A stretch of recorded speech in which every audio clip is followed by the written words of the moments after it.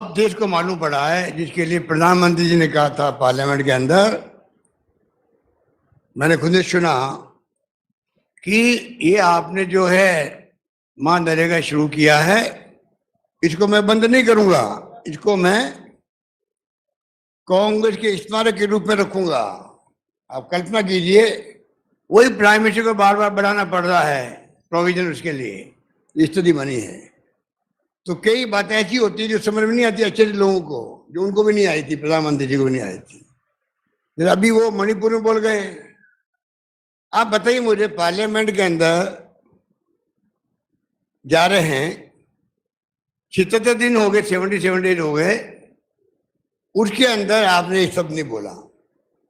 50 साल का मेरा अनुभव राजनीति का, अगर एक राज्य में आग लग रही हो, पूरे राज्य के अंदर आग मामूली नहीं हो, आग धधकती आग हो, उसके अंदर आपने जिस रूप में अपने को पेश किया, सुप्रीम कोर्ट के इंडिकेशन मिलते ही मेरे ख्याल सेकंडों के अंदर बात खत्म कर दी मैंने, सेकंडों के अंदर। और मुझे अफसोस है कि कहाँ मणिपुर जल रहा है, कितने लोग मारे गए हैं, 150 लोग मारे गए, 200 मारे गए, 500 मारे, किसी को नहीं मालूम है, कोई हजारों की बात कर रहा है। वहां का मुख्यमंत्री कह रहा है कि आप तो एक रेप घटना की बात कर रहे हो, ऐसी 100 से अधिक घटनाएं हो चुकी है मेरे राज्य के अंदर, और पता नहीं अब आगे 1000 तो उन्होंने बताई, अब तो फिगर आ रहे हैं 3-4 हजार FIR लॉन्च हो चुकी है। तो कहने का मतलब है कि जिस प्रकार प्रधानमंत्री ने बिहेव किया और जिस प्रकार उन्होंने दुख प्रकट किया और कहा कि राजस्थान, छत्तीसगढ़ और मणिपुर, और मुख्यमंत्री को मैं कहना चाहूंगा कि आप वहां पर ध्यान रखें। बताइए आप, ये प्रधानमंत्री जी ने राजस्थान के स्वाभिमान पर चोट करी है। कहाँ तो मणिपुर है जहां पर क्या नहीं हो रहा है, वहां क्या नहीं हो रहा है, और वो कहते हैं 140 करोड़ जनता को संचार होना पड़ रहा है। 140 करोड़ जनता को संचार नहीं होना पड़ रहा है, वो तो दुखी है आपके सरकार के कारनामों से, आपकी विफलताओं से, आपकी लापरवाही से। एक बार गृह मंत्री जाके आ गए और तीसरी कर ली, जलते रहे, मरते गए, झोपड़े जल रही है, सब कुछ जल रहा है वहां पर। और जो रेप और जो घटना जो आप देख रहे हो, क्या क्या नहीं हो रहा है, उनके बारे में आपने खाली चंद सेकंडों में अपनी बात खत्म कर दी, फॉर्मेलिटी करके। वो खुद नहीं जाते, मान लो PM मीटिंग बुलाते, बराबर रेगुलर पता करते क्या हो रहा है, प्रोग्रेस क्या है, कंट्रोल कैसे होगा। आप कर्नाटक घूम रहे हो, राजस्थान घूम रहे हो, छत्तीसगढ़ घूम रहे हो चुनाव के अंदर। ऐसा मैंने पहली बार अनुभव किया कि प्रधानमंत्री लेवल का एक गरिमा होती है, प्रधानमंत्री पद की बहुत बड़ी गरिमा होती है। हमारे तरह की गर्व की बात होती है, हमारे देश के प्रधानमंत्री है, दुनिया के मुल्कों में जा रहे हैं, यहाँ जा रहे हैं, वहां जा रहे हैं। वो आदमी, मणिपुर हमारा राज्य है, ये नहीं बोलना चाहिए, उनकी सरकार है, उनकी सरकार है। अगर वह कांग्रेस सरकार होती तो आप कल्पना कीजिए वो क्या क्या बोलते। तो कहने का मतलब कि ये बातें भी देश में हो रही है, जो बहुत दुखद है। मैं जो आज आपके सामने पेश हुआ हूँ, आपको मैं तकलीफ दी है मैंने, वो मैंने विशेष जो कल एक्ट पास हुआ है, वो हमारे लिए इतिहास बन गया। नरेगा की बात मैंने छेड़ी है कि नरेगा, राइट टू नरेगा दिया है देश को, 4 कानून बना के, विशेष सोनिया गांधी ने और मनमोहन सिंह जी ने। आजादी के बाद में पहली बार किसी सरकार ने अधिकार आधारित युग की शुरुआत करी है। उसका लाभ क्या मिल रहा है आप सोच सकते हो, कल्पना कर सकते हो। पूरे देश के अंदर बच्चों को 8वीं तक की शिक्षा फ्री प्राइवेट स्कूलों के अंदर। आपको मालूम होगा, खुशी होगी, राजस्थान सरकार ने 8वीं से 12वीं कर दी। राजस्थान के पहले गवर्नमेंट देश के अंदर जिसने 12वीं तक भी हमने कर दी। फूड सिक्योरिटी एक्ट लागू है, राजस्थान लागू हमने 2 रुपए की बजाय 1 रुपए किलो गेहूं कर दिया था उस वक्त में भी। हम तो वो फॉलो कर रहे हैं जो कि वहां पर फैसले हुए थे। पर कहने का मतलब ये है कि समय आ गया है, आप विश्व गुरु बनने की बातें कर रहे हो, पहले घर को संभाल लो। जो हमारे देशवासी हैं, भुखमरी के शिकार हैं, कुपोषण के शिकार हैं, उनका क्या कर रहे हो? उनके जीने का अधिकार उनको भी है। ये हमने पास जो कानून कल पास किया उसकी भावना भी आप समझ लो वही है कि कानून क्या कहता है, संविधान क्या कहता है। संविधान की जो भावना, राज्य की नीति निर्देशक डायरेक्टिव प्रिंसिपल जो हमारे हैं, उसमें कहते हैं समान न्याय और निःशुल्क विधिक तत्व नंबर 1, कुछ दशाओं में काम, शिक्षा और लोक सहायता पाने का अधिकार और कर्मकारों के लिए निर्वाह मजदूरी आदि। ये आप बताइए कि कॉन्स्टिट्यूशन असेंबली के अंदर महान नेताओं ने डिस्कशन किए, डॉक्टर अंबेडकर का संविधान आया, आज समय आ गया कि हम मांग क्यों करें बार बार। आप लोग गवाह इस बात के, मैं कई बार कह चुका हूं कि मैंने प्रधानमंत्री को पत्र लिखा है, रिक्वेस्ट करी है कि 4 कानून बनाए मनमोहन सिंह जी, 5 आप बनाइए। राइट टू सोशल सिक्योरिटी, उसमें सब बात आ जाएगी, सब बातें आ जाएगी, पेंशन भी आ जाएगा, गारंटी मिले लोगों को। वो वक्त आ गया कि आप सोशल सिक्योरिटी का नाम दीजिए, उस अम्ब्रेला के अंदर तमाम बातें आएगी, उससे हर परिवार देश का। अब कई बार कई गलतियां होती, छूट जाते हैं, कहीं आते हैं कहीं नहीं आते, कि जब मालूम नहीं पड़ती है। कानून बन जाएगा तो इस देश का हर परिवार को सुरक्षा मिलेगी, जिस प्रकार दुनिया के मुल्कों में मिलती है। विदेश मंत्री, प्रधानमंत्री इतने मुल्कों में जाते हैं तो मुझसे ज्यादा 1000 गुना ज्ञान ज्यादा उनका है, उसका उनको उपयोग करना चाहिए। अपने अनुभवों का, ज्ञान का उपयोग करें वो। और जो दुनिया के मुल्कों में सोशल सिक्योरिटी लागू, चाहे जर्मनी है, चाहे वो इंग्लैंड है, अमेरिका है, जो भी है, यूरोपियन कंट्रीज है, उनका अध्ययन करवा ले। उसके बाद में इस देश के लिए जब 140 करोड़ की बार बार वो बात करते हैं, 140 के आंकड़े उनको पक्के याद हो गए हैं, तो क्यों नहीं वो जो है उसी ढंग का जो हम संभव हो सकता है वो यहाँ एक्ट लागू करे, सोशल सिक्योरिटी। मेन बात ये है। और वही भावना जितनी हम कर सकते हैं, जितनी हमारे स्थिति है राज्यों की, उसके हिसाब से हम आगे बढ़ते जा रहे हैं। पहले मैंने इंदिरा गांधी के नाम से शहरी रोजगार योजना चालू करी, देश में 1-2 राज्यों में मुश्किल जो होगी, उनका अनुभव हमने लिया। आज हम जो एक्ट लाए हैं महात्मा गांधी के नाम से, मिनिमम इनकम गारंटी एक्ट, उसके अंतर्गत जो आज 100 दिन का रोजगार तो नरेगा में है, 25 दिन की गारंटी हमने दी है, नंबर 1। नंबर 2, शहरी रोजगार योजना बनाई हमने इंदिरा गांधी के नाम से, उनमें 25 दिन का 125 दिन पूरा हम दे रहे हैं उसके लिए, तो शहरों के लिए तो। और पेंशन मैंने 1000 रुपये कर दिया अभी मिनिमम, और 15% बढ़ेगा, प्रति वर्ष बढ़ेगा, वो प्रोविजन भी कर दिया। जैसे कोई सरकारी नौकरी में रिटायर होता आदमी तो उसको बढ़ोतरी होती है, हमने व्यवस्था कर दी है। ये हमने एक स्टेप उठाया है, उस दिशा में आने वाले वक्त में हम आगे बढ़ सकते हैं। जो मैं बार बार करता हूँ, सोशल सिक्योरिटी बात करता हूँ, हम यहाँ रुकने वाले नहीं हैं। हमारे घर सरकार आएगी तो हम चाहेंगे इस थीम को हम आगे बढ़ाएं, और भारत सरकार पर दबाव बनाएंगे लगातार। हम चाहेंगे कि राहुल गांधी ने जो कहा था न्याय योजना 6000 रुपये वाली, वो योजना ही क्रांतिकारी थी। मैनिफेस्टो में सरकार हमारी नहीं बनी, अलग बात है, परंतु हम चाहते हैं कि सोशल सिक्योरिटी को लेकर के लगातार हम लोग इस बात को उठाएं, जिससे कि बता सकें कि देशवासियों को और प्रदेशवासियों को इसकी जरूरत है। आज जो जिस प्रकार से पेंशन हम दे रहे हैं, आपको शायद दुख होगा इस बात को या जानकारी होगी कई लोगों को, भारत सरकार 200 रुपये देती है पेंशन। आप बताइए, सिर्फ 200 रुपये। 20 साल से मैं देख रहा हूँ, जब मैं पहली बार मुख्यमंत्री था तब 200 रुपये थे, आज 200 रुपये हैं, और 300 रुपये कुछ लोगों को, 80 साल के ज़्यादा लोगों को। आप बताइए, ये सोशल सिक्योरिटी है? तो मैं चाहूँगा वक्त आ गया है, जो कानून हमने बनाया है सोच समझ के बनाया। और आपको शायद याद होगा, आप पहले कई लोग बैठे होंगे हाउस के अंदर, एक मैंने वहाँ कोट किया था बराक ओबामा को, मैं वापस रिपीट कर देता हूँ। मिस्टर बराक ओबामा ने 14 अगस्त 2010 को कहा था कि 75 वर्ष पूर्व 14 अगस्त 1935 को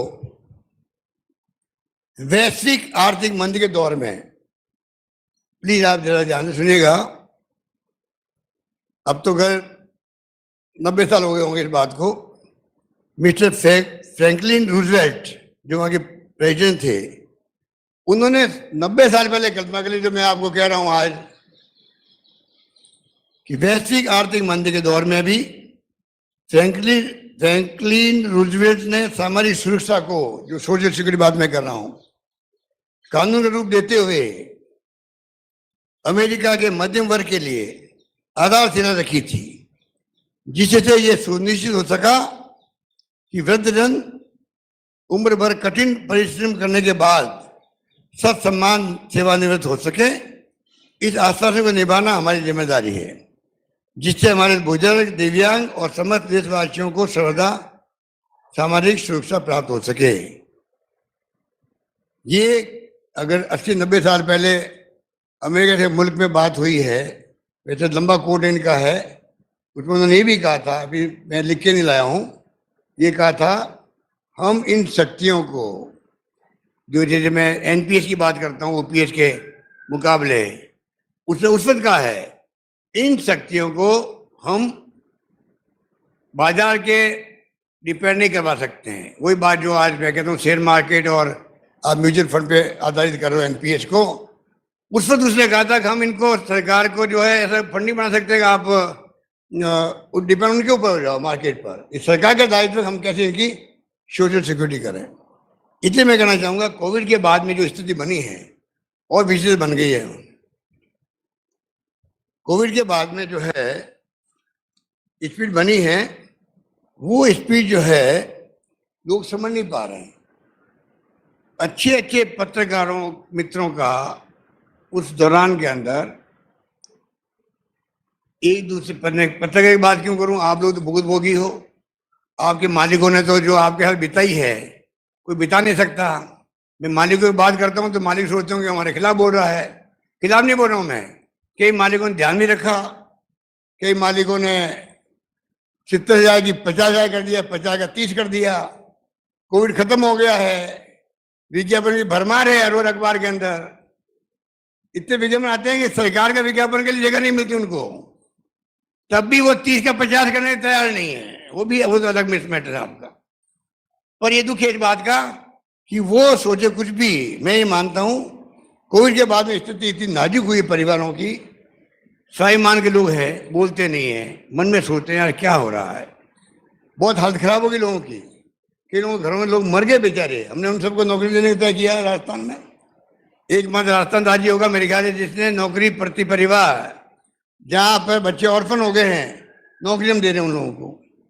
इस प्रकार से जो हमने फैसले किए हैं उसी ढंग से मैं चाहूँगा, ये आज एक गारंटी कानून बनाया तो उसकी कड़ी के अंदर मैं यही बातें कह रहा हूँ कि हमने जो फैसले किए 10 महंगे शिविर लगाया हमें, ये तमाम एक सोशल सिक्योरिटी है। रेवड़ी कहने वाले खुद रेवड़ी बांट रहे हैं, मध्य प्रदेश में बांट रहे हैं, यूपी में बांट रहे हैं, उनकी परवाह नहीं कर रहे हैं। इसलिए मैं कहना चाहूँगा कि ये जो स्थिति बनी है देश के अंदर, मैं फिर कहना चाहूँगा आपको कि एंटाइटलमेंट बेस्ड जो है सोशल सिक्योरिटी मैंने बात की थी, उसी ढंग से हम आगे बढ़ना चाहते हैं और इसका बहुत बड़ा वेलकम हो रहा है लोगों के अंदर। और मुझे पूरा उम्मीद है कि आने वाले वक्त के अंदर जो भावना संविधान की प्रियम्बल में भी है, सबको समानता का अधिकार भी है, उसके अंतर्गत हम लोग इसको आगे बढ़ाएंगे। और मुझे पूरा विश्वास है कि जिस प्रकार हमारी योजनाओं का वेलकम हुआ अभी, वो आप सबकी जानकारी के अंदर है। राजस्थान वो राज्य देश के अंदर है जिसने सबसे पहले राइट टू इन्फॉर्मेशन दिया था एक्ट। आप लोगों को याद होगा कई लोगों को, राइट टू इन्फॉर्मेशन एक्ट जो बना है भारत सरकार का, उसकी शुरुआत राजस्थान से हुई है। नंबर 1 राइट टू हेल्थ बना है, एक्ट बना है, देश में नंबर 1 मात्र राजस्थान राज्य है। राइट टू हेल्थ कोई क्रांतिकारी काम है, जिनके घरों में 5 लाख 10 लाख 15 लाख खर्च हो रहे हैं और उनका फ्री इलाज हो रहा है, वो जानते हैं कि इसका क्या फायदा मिल रहा है।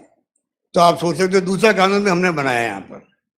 और तीसरा ये कानून जो बन रहा है मिनिमम इनकम गारंटी का, ये भी राजस्थान ने पहल करी है। तो राजस्थान एक प्रकार से प्रोग्रेसिव स्टेट है, क्योंकि 5 साल हमने कोई टैक्स नहीं लगाया, हमारी आर्थिक स्थिति हमने मजबूत करी है। कुछ आप सोच लीजिए कि अगर आर्थिक स्थिति मजबूत हमारी हुई है और उसको लेके हम आगे बढ़े हैं, उसका उसका देख लीजिए कि हमारी वित्तीय स्थिति की बात बताना चाहता हूं मैं आपको। रेवेन्यू हमारा बढ़ा 17% बढ़ा, 17% बढ़ा रेवेन्यू, और 5 बजट मैंने पेश किए, एक भी टैक्स नहीं लगाया। बीजेपी गवर्नमेंट के वक्त में फिजिकल डेफिसिट जो था, राजकोषीय घाटा, वो 9.25% था, अब वो 3.5% पे आ गया। ये बहुत बड़ी उपलब्धि हमारी है। केंद्र सरकार द्वारा भी जीएसडीपी जो है वो 4.35% के कर्ज लेने की सीमा रखी है। कहने का मतलब ये है, जिस प्रकार से हमने मैनेजमेंट किया, वित्तीय प्रबंधन किया है, और कई बार बात उठती है कर्जे की बात उठती है, कर्जा बढ़ गया है। कर्जा हर सरकार में बढ़ता है, भारत सरकार में बढ़ता है। भारत सरकार का कर्जा आप देखिए, जब यूपीए गवर्नमेंट की बजाय एनडीए गवर्नमेंट बनी थी तो 55 लाख करोड़ था, अब बढ़ के हो गया वो 1,60,00,000 हो गया। 55 लाख का 1,60,00,000 करोड़ कर्जा भारत सरकार पे हो गया। पर कर्जा लेने का पूरा कंट्रोल भारत सरकार पर है। कर्जा वही मिलता है राज्यों को, उतना ही मिलता है जितना उनकी कैपेसिटी होती है। हमारी कैपेसिटी जितनी है उतना वो अलाउ करते हैं। उनके बगैर मर्जी के हम 1 लाख का कर्जा नहीं ले सकते हैं। इसलिए तमाम physical deficit, physical revenue deficit, revenue surplus सब देख करके कर्जे मिलते हैं और उसमें हम परफेक्ट हैं। राजस्थान कई पैमाने पे तो नंबर 1 राज्य हैं, पर मैं ये बातें मैं कभी और आपसे करूंगा। पर क्योंकि स्थिति ऐसी बन गई है, इतने घबरा गए हैं कि हमने जो परफॉर्मेंस की है उसके माध्यम से हम लोग पैरामीटर से ऊपर आ गए। अब ये बीजेपी वालों के पास कहने को कुछ है नहीं, तो जो रटी रटी बातें हैं इनकी है। हर राज्य में विपक्ष बोलता है, हर राज्य में विपक्ष बोलता है करप्शन बहुत बढ़ गया है, महिलाओं पर अत्याचार हो रहे हैं, कानून व्यवस्था अच्छी नहीं है। रटे रटे बातें बोलने का एक प्रकार से उन्होंने, आप कहना चाहिए, धावा बोला है राजस्थान सरकार पर, क्योंकि कहने कुछ है नहीं। प्रधानमंत्री पर कहने कुछ नहीं है। यहाँ के नेताओं को जवाब देना पड़ता अमित शाह को और प्रधानमंत्री जी को, तुमने इश्यू क्या बनाया है? इश्यू जब नहीं बने कोई भी, तो वही बातें जो रेडी रटाई बातें हैं विपक्ष की, वो बातें बार बार बोल रहे हैं। उसका असर जो है जनता में कोई नहीं पड़ रहा है। ये कितने झूठ बोल लो भाई, आंकड़े एनसीआरबी के बताते हैं, वो झूठ बताते हैं। एनसीआरबी आंकड़े हमारे पास में है, हम बता सकते हैं उनको, किसी को भी, कि एनसीआरबी आंकड़े बताएंगे कि किस राज्य में क्या स्थिति है। वो गुना फिरा के बात कर रहे हैं, पर ओवरऑल जो है राजस्थान में स्थिति अच्छी है। हमने नवाचार किया, जो पुलिस के अंदर कंपल्सरी एफआईआर करी, उसका इम्पैक्ट पूरे देश के अंदर है। मैं पूछना चाहूंगा मोदी जी से और इनके नेताओं से कि भाई आप ये बता दीजिए, अगर हमारा प्रयोग अच्छा है, एफआईआर का अगर कोई थाने में जाए, थानेदार उसको भगा दे, कांस्टेबल भगा दे, अच्छे से लोग नहीं जाते थाने के अंदर, बेइज्जती कौन करवाएगा जाकर के वहां, ये स्थिति होती है। और यहाँ पे जो है हम लोगों ने कहा कंपल्सरी होगी, चाहे संख्या बढ़ रहा हो, उसकी संख्या बढ़ी है तो उसका दुरुपयोग कर रहे हैं हमारे खिलाफ में। हमने कहा एसपी ऑफिस में एफआईआर हो गई, थाने में नहीं हुई तो एक्शन होगा, थानेदार के खिलाफ होगा, वो हो रहे हैं और नौबत नहीं आ रही अब तो ये जो नवाचार हमने किया उससे हमारी तफ्तीश की टाइम बहुत कम हो गई। मैंने पहले बताया आपको कि 7 दिन से मेरे ख्याल से 4 दिन हो गई होगी। जो कोर्ट से केस आदेश होके आते थे 173 के अंदर, बहुत कम हो गए। तो जो हमने नवाचार किया वो तो अलग है।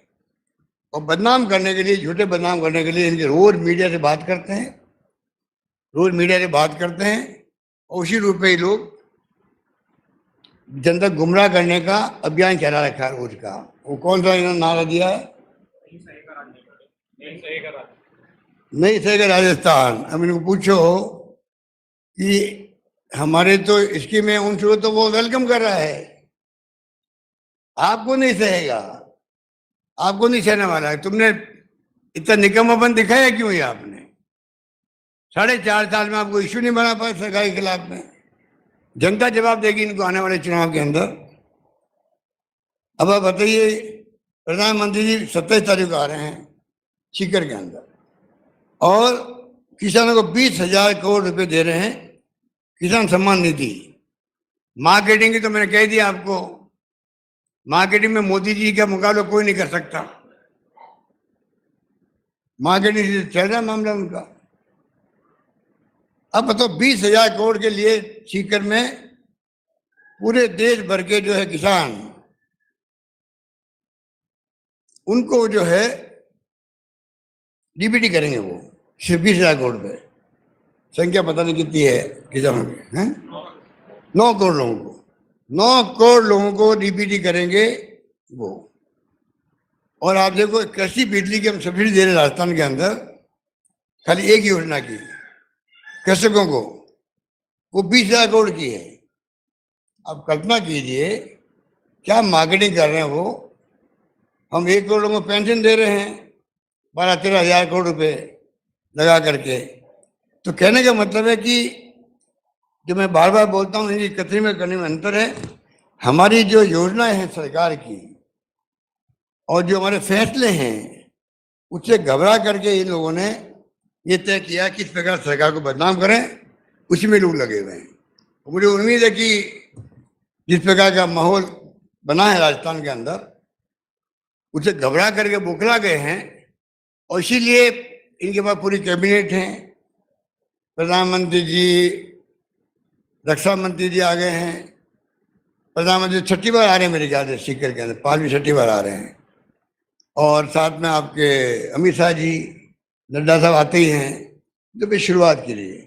बाकी नेता लोग बोल ही रहे हैं, और राजस्थान के नेताओं की तो वही रटे रटे बातें होती है, झूठे आरोप लगाने में मास्टरी इन लोगों की। इसलिए मैं कहना चाहूँगा कि ये हमारा जो बिल है, इसके अंदर आने वाले वक्त के अंदर पूरे प्रदेशवासियों की नया विश्वास पैदा होगा। चाहे हम शहर में रहते हैं, गांव में रहता है, कोई व्यक्ति हो जो काम मांगेगा, उसको 15 दिन में काम सरकार को देना पड़ेगा। अगर नहीं देगी, उसके लिए नियम बना रहे हम लोग। जैसे नरेगा के अंदर बने हुए नियम बने हैं, हम यहाँ नियम अपने बनाएंगे। नरेगा के अंदर है कि अगर आप काम मांगते हैं, नहीं देते हैं काम, सरकार नहीं दे पाती है, तो आपको 30% मिलता है 1 महीने तक घर बैठे हुए। और उसके बाद में काम नहीं मिलता तो आपको 50% मिलता है। ये कानून है भारत सरकार का। हम लोग उस पैटर्न पे कानून बनाएंगे, और कानून बनाएंगे नहीं, उस कानून का प्रचार प्रसार करेंगे, जिससे कि लोगों को मालूम पड़े कि कानून ये भी है। अभी कई गरीब आदमी होता है, अनपढ़ आदमी है बेचारा, ये इसका फायदा उठा ही नहीं पा रहा हो। तो हम चाहते हैं कि ये कानून बनाया हमने, इसका एक्चुअल में लाभ मिले, उस गरीब तक मिले जिसके लिए कानून बना है। ये मैं निवेदन करना चाहता हूँ आपको। ठीक है, धन्यवाद।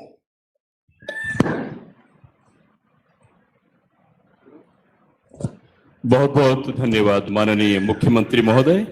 आप अपनी जन कल्याणकारी योजनाओं के द्वारा एक इतिहास बनाने जा रहे हैं राजस्थान के अंदर, और कोई भूखा न सोए के संकल्प के साथ, जैसे इंदिरा रसोई हमने आरंभ की है, सामाजिक सुरक्षा योजनाओं के माध्यम से पेंशन बढ़ी है, लोगों का जीवन खुशहाल हुआ है, और गरीबों के लिए निःशुल्क इलाज, आप चिरंजीवी के माध्यम से 25 लाख तक का इलाज निःशुल्क हो रहा है, दुर्घटना में 10 लाख तक का इलाज निःशुल्क हो रहा है, बिजली में छूट दी जा रही है। ऐसे अनेक योजनाएं हैं जो आपके नेतृत्व में आरंभ की जा रही है। और इसके साथ ही विधानसभा के अंदर भी न्यूनतम गारंटी जैसे अनेक विधेयक आप लाए हैं और वो पास हुए हैं।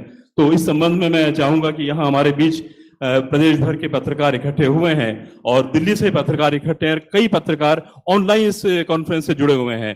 तो मैं सबसे पहले फर्स्ट इंडिया से नरेश शर्मा से आग्रह करूंगा, अपना प्रश्न पूछिए।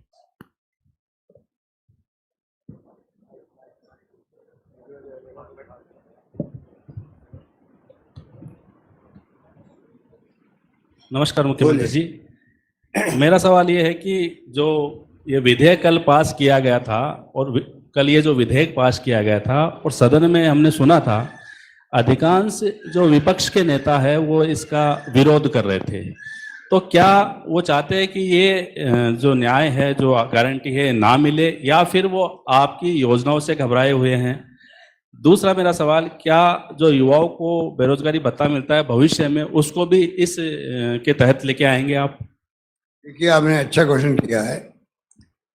ये शुरुआत करी है अभी हमने। जैसे फॉर एग्जाम्पल पालनहार योजना है, 6 लाख बच्चों को, ये भी यूनिक योजना है,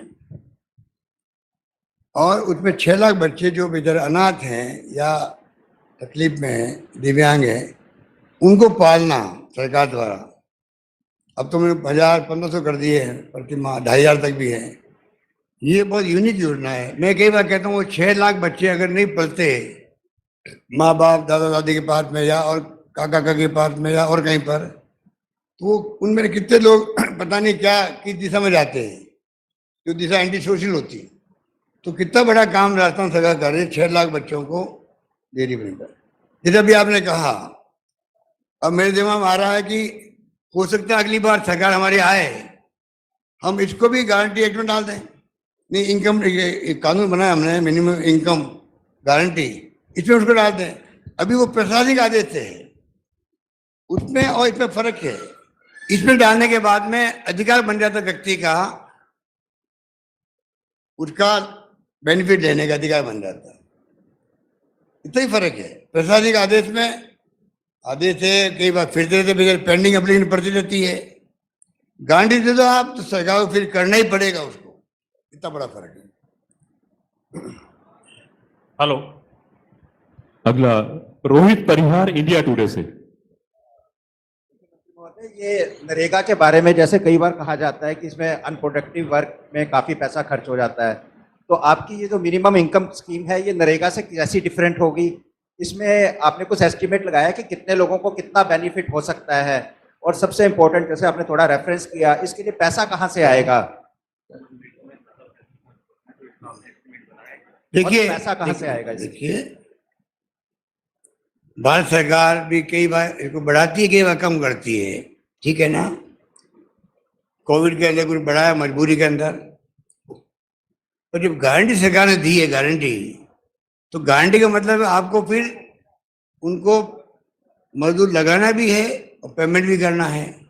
तो गारंटी हमने इसलिए दी, हमारे पैरामीटर शानदार है, वित्तीय पेमेंट शानदार है, और हमने प्रयोग किया इसका शहरी योजना का भी, कामयाब हम हुए। तो 25 दिन बढ़ा दिए।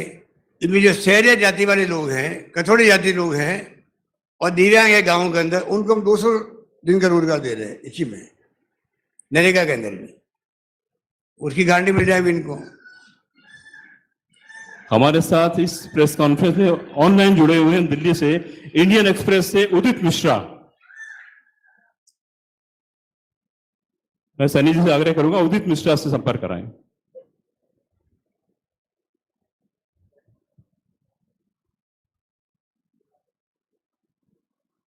नमस्कार गहलोत जी, मेरा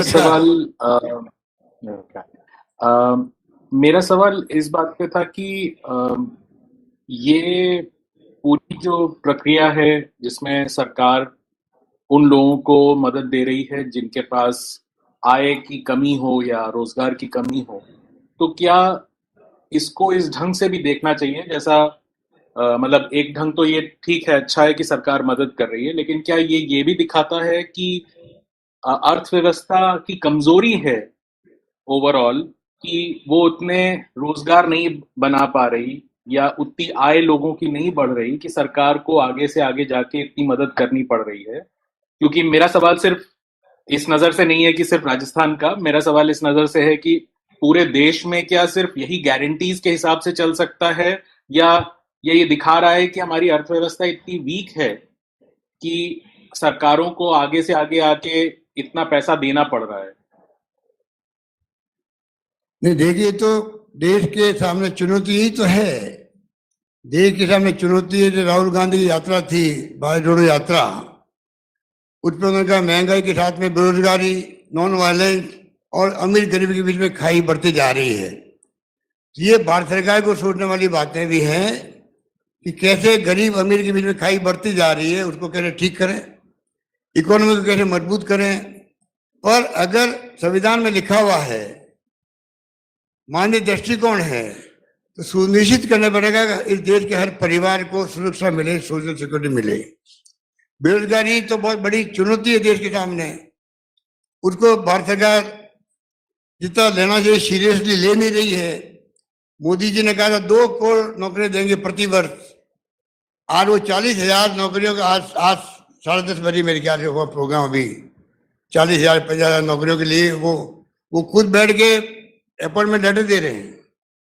आज सुबह इनकी वीसी थी मेरे ख्याल से, जिसमें ठीक है 40,000 के आसपास थे मेरे ख्याल से, 80,000 नौकरियां लगी पूरे देश के अंदर। उनका वो खुद ही बैठ करके अपॉइंटमेंट लेटर दे रहे हैं, जारी कर रहे हैं वीसी से। राजस्थान से हुआ उसका प्रोग्राम, यहाँ भी हुआ है। तो आप सोच सकते हैं बड़ी चुनौती है। पर मेरा उद्देश्य जो मेरा कहना था, सोशल सिक्योरिटी देश के लिए लागू होना आवश्यक है, ये मेरा मानना है। ये हमारा छोटा प्रयास है, तो इसे और आगे बढ़ना पड़ेगा। धन्यवाद।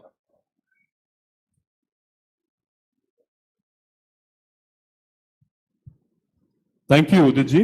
और अब आगे ऑनलाइन जुड़े हमसे द हिंदू न्यूज़पेपर से शोभना नायर मैम। शोभना नायर जी द हिंदू से अपना प्रश्न कहें।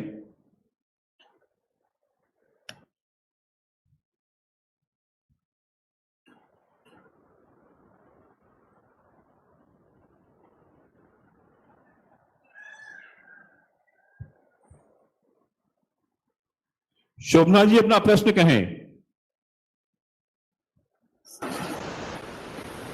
Sorry, I didn't hear the question first. नमस्कार। बोलिए शोभना जी। जी, सबका सर एक ही सवाल है कि आप लोग ट्रेजरी, आप लोग इसको फाइनेंस कैसे करेंगे, और बीजेपी का भी ये कहना है कि आप लोग काफी इस पे खर्चा कर रहे हैं, स्टेट ट्रेजरी इसको सपोर्ट नहीं कर पाएगी।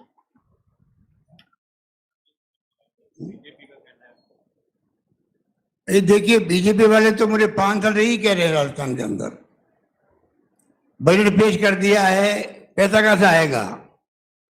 बजट पे वो जो प्रतिक्रिया देते हैं तो ये कहते हैं कि साहब बजट पेश हो गया है, उनके पास कहने को कुछ होता नहीं आलोचना करने के लिए, तो इसके लिए पैसा कहां से आएगा।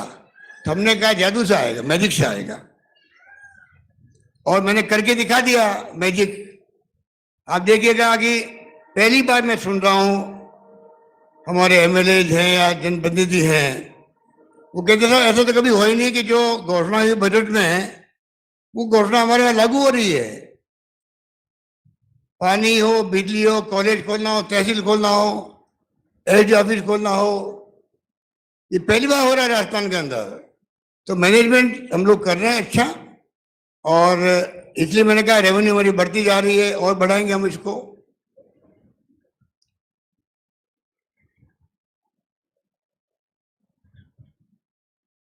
मैंने आपको कहा कि रेवेन्यू थोड़ा मैंने बढ़ा, मैंने कहा था आपको। अच्छा, और अब ये शायद आपको मालूम होगा कि जो हमारी जो आर्थिक विकास दर है, हम देश में नंबर 2 पे हैं। नंबर 1 पे आंध्र प्रदेश, वो तो आपको मालूम ही है, 11.4%, और नंबर 2 हम लोग 11.04%, जो आपने कहा।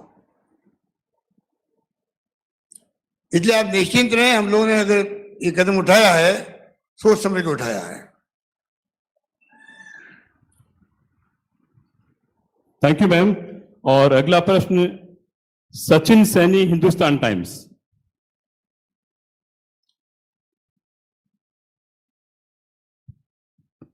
सचिन सैनी, हिंदुस्तान टाइम्स।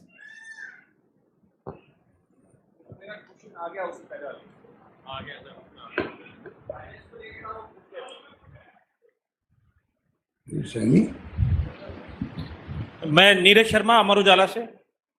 सर, कल ही मंत्री राजेंद्र गुड़ा का उन्हें बर्खास्त किया गया, राजेंद्र गुड़ा को। क्या कारण रहे? लगातार सरकार को घेरते आ रहे थे वो। एक सभा के अंदर उन्होंने यहाँ तक कह दिया कि सबसे भ्रष्ट सरकार जो है वो हमारी सरकार है, और कल उन्होंने विधानसभा के अंदर सरकार को बैकफुट पर ला दिया। ये हमारी पार्टी का अंदरूनी मामला है और इस पे हम लोग अपने हिसाब से ही चर्चा करते हैं। अभी प्रेस कॉन्फ्रेंस हो रही है, मुख्य मुद्दा है Mahatma Gandhi minimum income guarantee act. अगला श्याम सुंदर शर्मा, वरिष्ठ पत्रकार।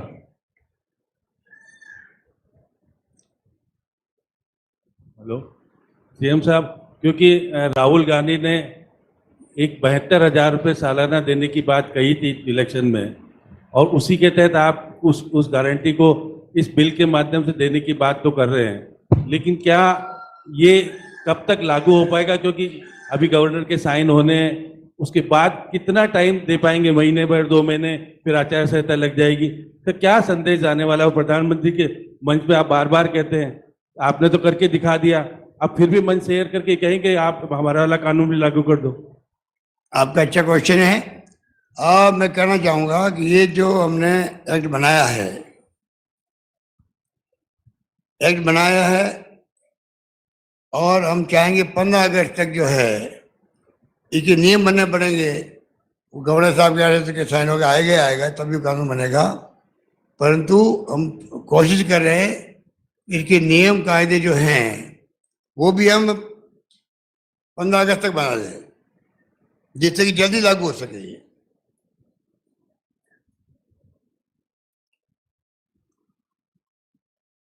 अगला एक बार और मैं कहना चाहूंगा आपको मेरी तरफ से, ये जो नरेगा हो या हमारे जो इंदिरा गांधी शहरी रोजगार योजना हो या पेंशन हो, इससे जो इकोनॉमी है किसी प्रदेश की वो और मजबूत होती है। जितना पैसा हम देते हैं वहाँ पर खर्च होता है, उससे इकोनॉमी बहुत मजबूत होती है। मैं अभी गया था ट्राइबल एरिया के अंदर, तो मैंने सुना, मुझे बहुत आश्चर्य हुआ। ट्राइबल एरिया के अंदर जब से नरेगा आने के बाद में, उसके पहले जो जनरल कास्ट के लोग थे, व्यापारी थे, दुकानदार थे, जो भी थे, वो भी वहाँ को ज़्यादा पैसे वाले नहीं थे, तकलीफ में थे वो भी, क्योंकि आदिवासी वाले पैसा कहाँ होता है? दुकानें खोलो, कुछ भी करो, पर पैसा तो अगर चलेगी नहीं दुकान तो क्या पैसा कमाएंगे? उनकी माली हालत भी ठीक नहीं थी। वहाँ के लोगों का कहना साहब, जब से नरेगा आया है, जब से यूपी गवर्नमेंट ने लागू किया इसको, उसके बाद में पूरा सिनेरियो बदल गया गाँव का अंदर। दुकानदार भी, जनरल कास्ट वाले भी, क्योंकि ट्राइबल वालों के स्कीम चलाती, सरकार चलाती, स्कीमें चलाती वेलफेयर के लिए, पर जनरल कास्ट के लिए कोई स्कीम होती नहीं है। परिवार में खर्चे, उनके भी खर्चे होते हैं, कोई बहुत बड़े अमीर तो होते नहीं वो लोग, दुकानदार, छोटे दुकानदार भी, वो भी बड़े वहाँ पर खुशहाल हो गए हैं। तो जितना हम पैसा खर्च करेंगे गरीबों के लिए, वहाँ पर खर्च होगा, उससे इकोनॉमी मजबूत होती है। बाबूलाल घायल, न्यूज 18।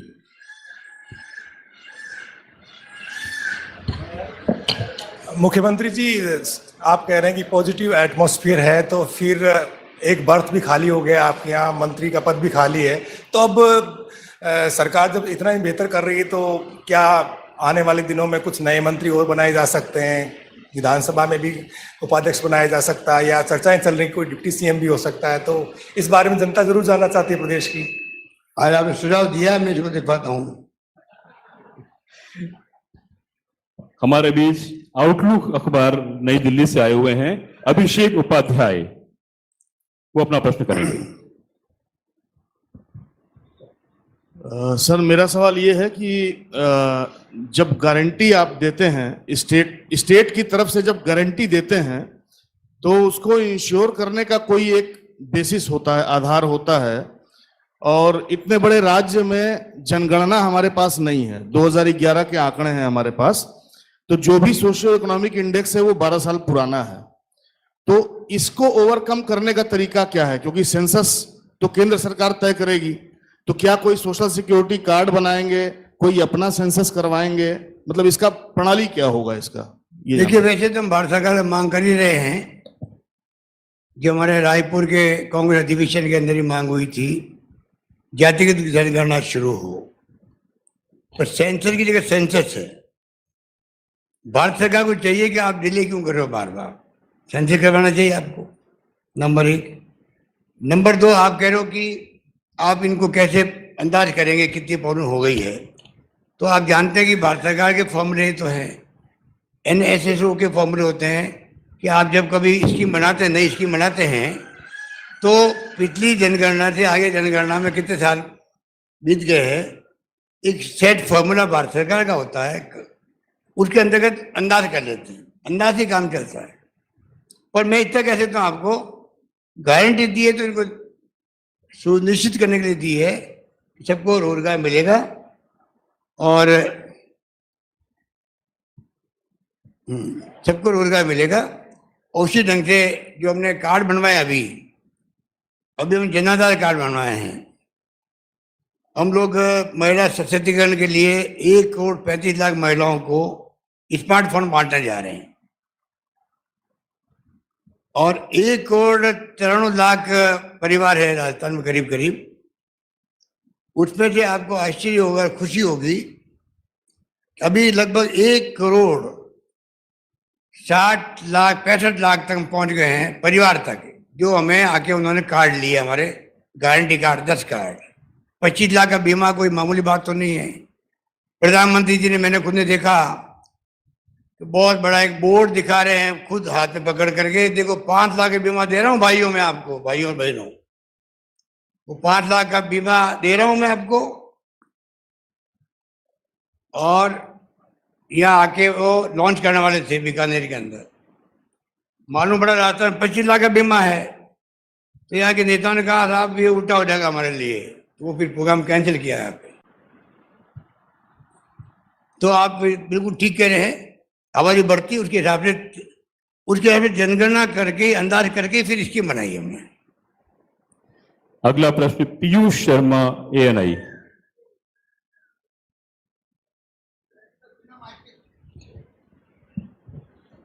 सर, पिछले कुछ दिनों से चूंकि आपकी योजनाओं को लेकर जो प्रचार प्रसार आप लगातार कर रहे हैं, जनता के बीच जा रहे हैं विभिन्न कैंपों के जरिए, कहाँ जा रहा हूँ? नहीं, वो सवाल मेरा वही है सर।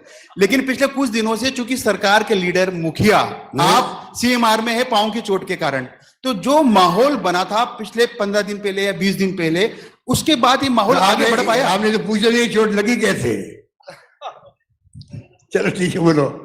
तो क्या वो उस माहौल में कुछ कमी आई है पिछले 15 दिनों में, यदि बात की जाए, जब से आप कोई कमी नहीं आई है। ये तो मेरे लिए गर्व की बात है। मैं 20 दिन से घर बैठा हुआ हूँ, लगातार दौरे कर रहा था। मैं VC के माध्यम से जुड़ रहा हूँ लोगों से, पर लोगों के संदेश मेरे पास जो आ रहे हैं, सोशल मीडिया में आ रहे हैं, उससे मुझे इस बात की खुशी भी है और गर्व भी है कि राजस्थान की जनता ने कांग्रेस पे भरोसा किया इस बार। 5 साल जो कांग्रेस, प्रदेश कांग्रेस कमेटी में प्रस्ताव पास होते हैं, अधिवेशन होते हैं, हम उनको इम्प्लीमेंट करते हैं। उसका नतीजा है कि हमारी स्कीम में, मैंने पहले कहा आपको, आप खुद भी अनुभव ये मालूम कर सकते हैं कि जो मैंने वादे किए हैं बजट में, आज 90% बजट अगर पूरा हो जाए तो बहुत बड़ी बात होती है। तो हम लोग इस मामले में सौभाग्यशाली भी हैं, जो घोषणाएं हो रही है वो लागू भी हो रही है। सर, एक और मेरा प्रश्न है, चूंकि राजस्थान में अब चुनाव नजदीक है, कई मुद्दे हावी रहते हैं, चुनावी मुद्दे भी रहते हैं राजस्थान में। एक बड़ा मुद्दा जिसको बीजेपी और विपक्षी दल लगातार उठा रहे हैं, वो बिगड़ती कानून व्यवस्था का है। चूंकि आपकी तरफ से लगातार बताया जा रहा है कि जो पंजीकृत FIR है उसको अनिवार्य कर दिया है, उसके कारण आंकड़े बने हैं। तो क्या कांग्रेस पार्टी के लीडर्स के पास इन आरोपों को लेकर कोई एक रणनीति है, क्योंकि लगातार चुनाव में ऐसे आरोप प्रत्यारोप की सिलसिला चलता रहेगा?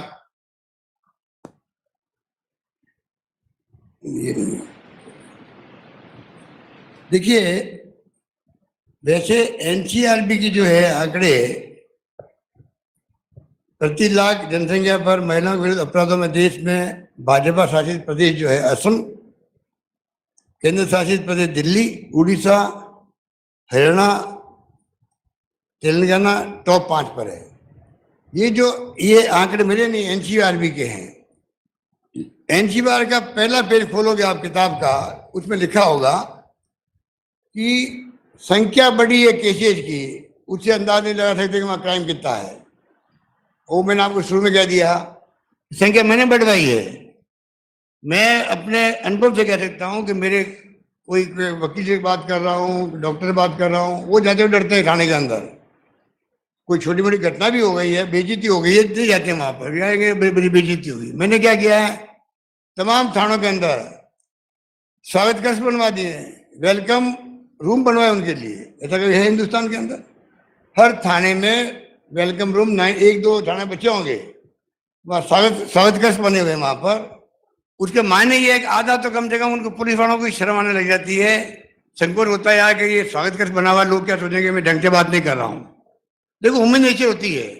कोरोना में शानदार काम किया, कांस्टेबल ने काम अच्छा काम किया, कर्मचारी ने अच्छा काम किया, तो सबको साथ लेकर चलना पड़ता है।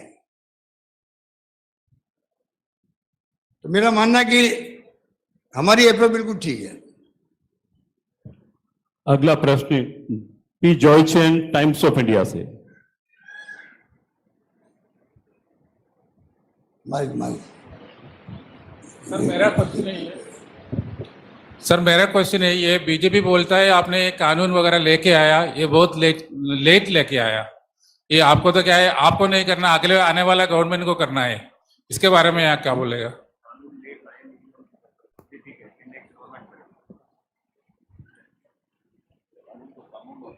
कानून तो कानून होता है, असेंबली का कानून है।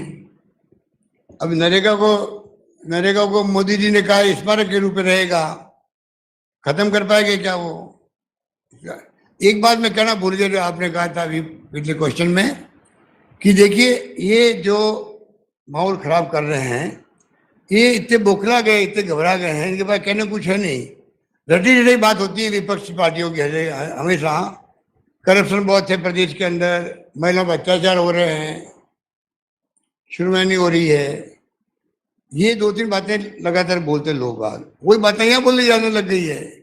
कॉन्क्रीट बात करो मुझसे आप, विकास में कहीं कमी रखी हम लोगों ने तो बताएं हमें भाई कि आपकी यहाँ पे कमी है तो हम उसको ठीक कर लेंगे। हम तो उनकी तरह हम घमंड रखते नहीं है, हम तो कहते हैं हमारी आलोचना करो, जम के करो, पर तथ्यों के आधार पे करो। तथ्य आएंगे मेरे पास में, मैं समझूंगा पब्लिक इंटरेस्ट के अंदर भी मुझे ठीक करना चाहिए अपने आप को, मैं ठीक कर लूंगा अपने आप को। आप सुनिए आप इनका कि महिलाओं के दुष्कर्म में सर्वाधिक मामले मध्य प्रदेश के अंदर है, और ये राजस्थान को बदनाम कर रहे हैं। मध्य प्रदेश किसके पास में है? बीजेपी के पास में है। हत्या, महिलाओं के विरुद्ध अपराध, अपहरण में उत्तर प्रदेश देश में सबसे आगे हैं। हत्याओं में, महिलाओं के विरुद्ध अपराध में, अपहरण के अंदर, किडनैपिंग के अंदर यूपी जो सबसे आगे हैं। सबसे अधिक कस्टडी डेथ जो हुई है, कस्टडी में डेथ, वो गुजरात में हुई है। वो कौन राज्य है? बीजेपी राज्य है। नाबालिगों से बलात्कार यानी पॉस्को एक्ट के मामले में मध्य प्रदेश देश में पहले स्थान पर है, जबकि राजस्थान 12वें स्थान पर है। एनसीआरबी रिपोर्ट में 19 की तुलना में 21 में राजस्थान में महिलाओं के विरुद्ध अपराध कम हुए हैं, 19 की तुलना में 21 में कम हुए हैं। जबकि बीच में आपके वो हो गया था, कोविड के कारण लॉकडाउन हो गया था। जबकि भाजपा शासित राज्य में, मैं दूसरी बात कह रहा हूँ, हमने कंपल्सरी कर रखी है, तब भी मामले कम हुए हैं। उनके वहाँ कंपल्सरी नहीं है, वहाँ कई रजिस्टर करते नहीं FIR, तब भी वहाँ सभी भाजपा राज्य में देखिए आप, मध्य प्रदेश, हरियाणा, गुजरात, हिमाचल प्रदेश में अपराध बढ़े हैं, ये आंकड़े हैं। गुजरात में अपराधों में और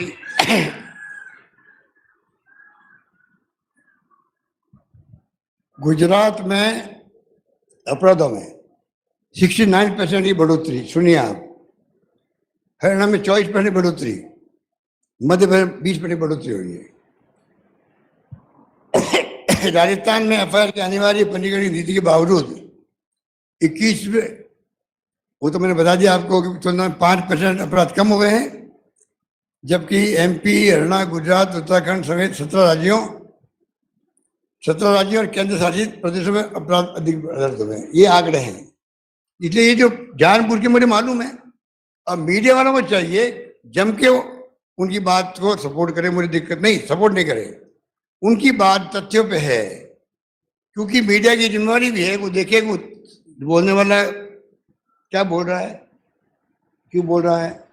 तो आप उनको अवश्य स्थान दें और तथ्यों को मालूम भी कर लें, वरना जनता गुमराह होती है। LL शर्मा, दैनिक नवज्योति।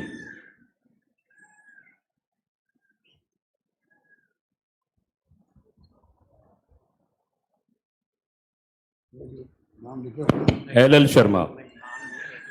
हेलो जी, सवाल जवाब तो बहुत हो गए आपकी योजनाओं को लेकर के। पहली बार योजना आई है, गारंटी कार्ड लेके आए, वो भी हो गया। एक बात पूरा राजस्थान जानना चाहता है कि देश में ऐसा पहली बार हुआ कि किसी मुख्यमंत्री के दोनों पैरों में एक साथ चोट लगी है। किसी मुख्यमंत्री के पैरों, दोनों पैरों में एक साथ चोट लगी है, ये भी देश में पहली बार हुआ। तो जरा खुलासा कर दीजिए, देश जनता जानना चाहते हैं एक साथ चोट कैसे लगे आपके। बिल्कुल अच्छा क्वेश्चन पूछा आपने।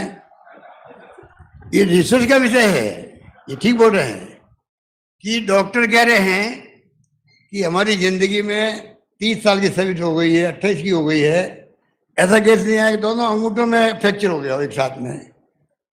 सीटी स्कैन करवाने में गया तो सीटी स्कैन वाला कह रहा साहब कि आपकी जो बोन डेंसिटी मजबूत है, जो ऑस्टियोपोरोसिस होती है ओल्ड एज के अंदर हड्डियों का, क्या आपके वो उल्टा मामला, आपके तो हड्डी इतनी मजबूत है, डेंसिटी मजबूत है, फिर भी दोनों में फ्रैक्चर कैसे हो गया। ये बहुत रहस्य बना हुआ है, इसलिए मैंने पूछा आपको, आप मेरे हाथ में पूछ ही नहीं रहे हो आप तो। जी अगला प्रश्न हमजा खान, इंडियन एक्सप्रेस से।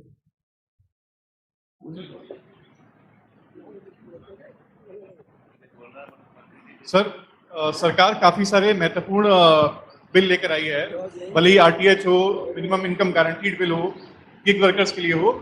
एक और सर, जो कानून काफी लंबे समय से जो पेंडिंग है वो है जवाबदेही कानून। क्या कह रहे हैं? जवाबदेही कानून पेंडिंग है। हाँ, उसको सर ना लाने की क्या वजह? आपने स्टडी भी की थी उस पे। वो हमारे अंडर कंडीशन है, अंडर कंडीशन है वो। सर अब नहीं आएगा तो कब आएगा? अब देखो, जब भी आप सरकार बना दोगे तो जल्दी ले आएंगे उसको। नेक्स्ट डॉक्टर यश गोयल। डॉक्टर यश गोयल।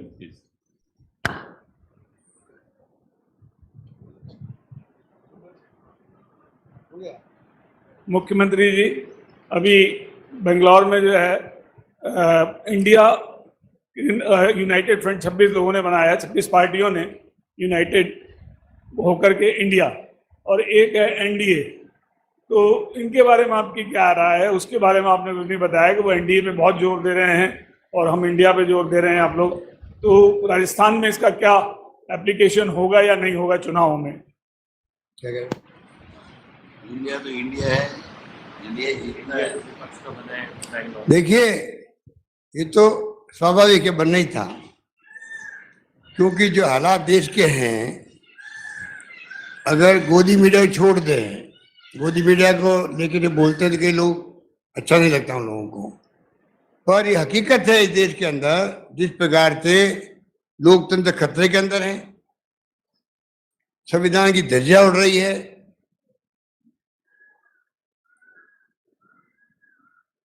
जब अगर आप 2 शब्दों में सब बता देते, वैसे तो एक्सप्लेन यूथ नहीं है, तो ऐसे वक्त में आज देशवासी समझ गए कि हो क्या रहा है।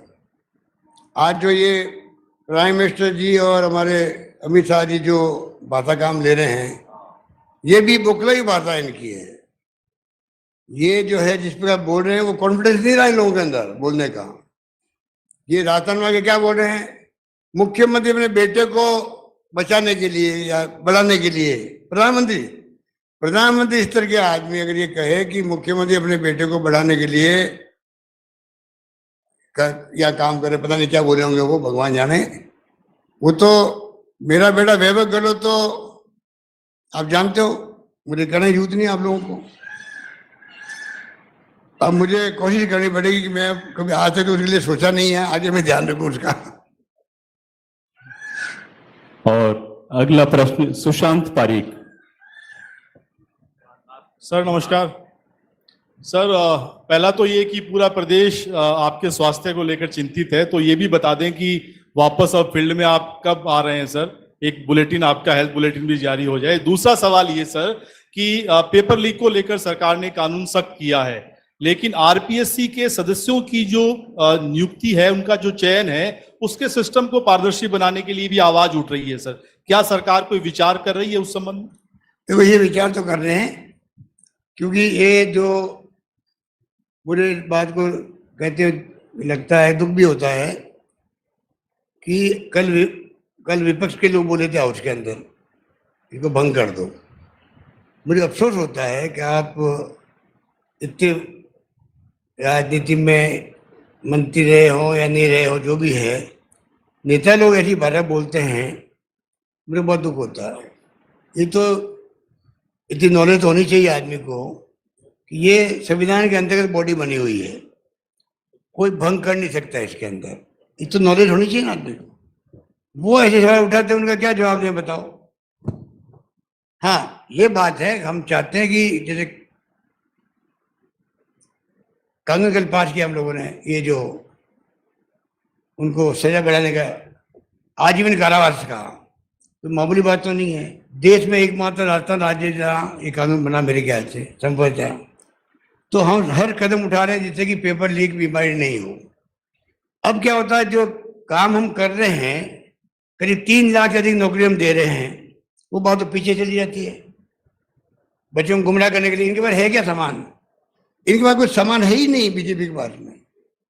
बस सिर्फ गाली गलौज करो, झूठे आरोप लगाओ, इसके अलावा कोई नहीं है। इसलिए ऐसी बातें लेके आते हैं। इनको पूछो भाई, आपने क्यों नहीं किया आज तक बात? आपके वक्त में पेपर लीक हुए थे, हमने पेपर लीक हुए तो हमने पेपर को कैंसिल किया हिम्मत करके, चाहे नाराज भी हुए होंगे लोग। वो क्या करते थे, पेपर लीक हो गया है छिपाते थे और नौकरी दे देते थे लोगों को। उनके वक्त में 1-2 बार कैंसिल हुए होंगे उनके। किस राज्य में? हाईकोर्ट ने कहा तब किया, इन्होंने तो हाईकोर्ट ने कहा तब। हाँ, हाईकोर्ट ने कहा तब उन्होंने कैंसिल किया था। हमने बगैर कहे हुए किया है। गुजरात, यूपी, कौन सा राज्य ऐसा देश के अंदर, आर्मी के अंदर, जुडिशरी के अंदर पेपर आउट हो रहे हैं?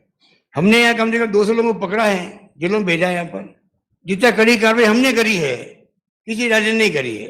कल हमने आजीवन कारावास की बात कर ली। हम पूरा वो काम करेंगे जिससे कि क्रेडिबिलिटी जमी रहे। ये हम जानते हैं कि बच्चे मेहनत करते हैं, हमने उनके लिए सब कुछ जान लगा दी। बसें फ्री कर दी उन लोगों के लिए, प्राइवेट बसों के लिए हमने किराए करी, उनके लिए खाने पीने की व्यवस्था करी है। हिंदुस्तान में कहीं नहीं हुआ होगा। हमने यानी व्यवस्था कर रहे हैं कलेक्टर क्या करके, भाई 26 लाख बच्चे ज्यादा हैं, ध्यान रखो इनका। अब पेपर लीक हो गया, वो बात तो चिप गई और फिर वो चल जाते। Thank you. ठीक है, ठीक सर। एक द वायर से सर ऑनलाइन जुड़े हुए हैं अजय आशीर्वाद, लास्ट क्वेश्चन उनका सर। अजय आशीर्वाद द वायर से ऑनलाइन। नमस्कार गहलोत जी, बस मेरा एक छोटा सवाल है। एक तरफ आप जिस तरीके से मनरेगा, राइट टू एजुकेशन या राइट टू हेल्थ जैसे कानून मजबूत कर रहे हैं, दूसरी तरफ केंद्र सरकार ये दावा करती है कि सोशल सिक्योरिटी के नाम पर वो घर से नल से जल या फिर हाउसिंग फॉर ऑल जैसे स्कीम लगा रहे हैं। तो इस वो मॉडल ऑफ वेलफेयर में आप किस तरीके से दार्शनिक तरीके से क्या डिफरेंस समझते हैं? और एक छोटा सवाल है कि मनरेगा जैसे प्रोग्राम में डिले पेमेंट बहुत बड़ी समस्या रही है, हमारे राजस्थान सरकार क्या कर रही है?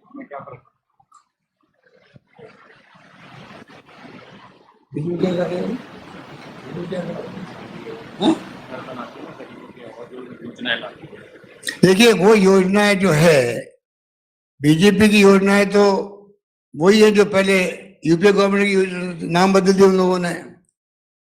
एक्ट बनाने में और उन योजनाओं में फर्क है। एक्ट का मतलब आपने कानून बनाने का अधिकार दे दिया लोगों को, और आप खुद समझ सकते हैं कि कानून बनाना मायने रखता है, चाहे वो पार्लियामेंट बने चाहे वो असेंबली बने। उसी ढंग से कानून का अधिकार देगी बात देने वाली बात करें। वो बीजेपी वाले कोई योजना पैसा के आदेश से लाते हैं तो वो अलग बात है। हम तो चाहते हैं कि धीरे धीरे पूरे देश में कानून बन जाए पूरे मुल्क के अंदर एक समान पेंशन मिले लोगों को। मैं आपको समझा नहीं सकता, कई प्रदेश में 500 मिलते होंगे, कई के 700 मिलते हैं, कई 1000 मिलते हैं। गरीबी तो एक सी होती है। अगर कानून बनता है राइट टू सोशल सिक्योरिटी का, तो फिर खाली ये पेंशन नहीं मिलेगी। मेरा मकसद खाली पेंशन तक सीमित रखने का नहीं है उसको। फिर मेरा मकसद है राइट टू सोशल सिक्योरिटी, मतलब एक मजदूर काम करता है, बड़ी बड़ी बिल्डिंग बनती है तो खाली मशीन नहीं बनती है, मजदूर बनाते हैं। 55 साल के बाद में मजदूर जब बूढ़े हो जाते हैं, 60 साल के बाद में वो काम नहीं कर सकते। घर में हो सकता है बेटे पोते नहीं हो संभालने वाले, उनको क्या बीतती है ऐसे परिवारों पर। तो मैंने कहा सोशल सिक्योरिटी हर परिवार की हो देश के अंदर, बड़ा कंसेप्ट है ये, और भारत सरकार को आगे आना चाहिए इस काम के लिए।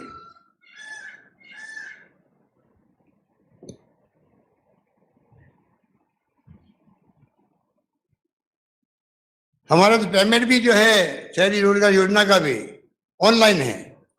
भारत सरकार के यहाँ से पेमेंट देने में देरी होती कई बार, तो स्थिति हमने अच्छी कर रखी, इसलिए हमने ये कदम उठाए हैं। Thank you sir. आपके नेतृत्व में राजस्थान विकास और प्रगति की नई ऊंचाइयों का स्पर्श करता रहेगा। इसी प्रकार बहुत शुक्रिया सबका, बहुत धन्यवाद। आप सभी का बधाने के लिए बहुत बहुत आभार। Thank you.